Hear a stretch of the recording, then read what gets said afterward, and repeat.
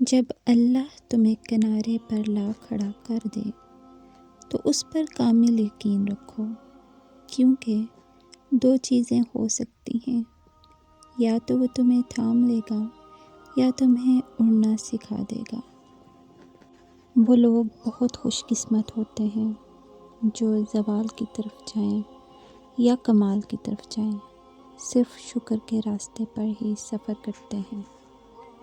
مایوس وہ ہوتا ہے جو اللہ پہ یقین نہیں رکھتا، اور محروم وہ ہوتا ہے جو اللہ کی نعمتوں کا شکر ادا نہیں کرتا۔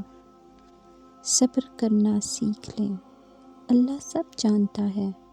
وہ جانتا ہے کہ آپ کب کب کن وقتوں سے گزرے ہیں، اور اللہ وقت بدل دیتا ہے، کیونکہ تبدیلی کائنات کا اصول ہے۔ کبھی کبھی زندگی اس جگہ آ پہنچتی ہے کہ آگے کوئی راستہ نہیں اور واپسی کا تصور کوئی نہیں۔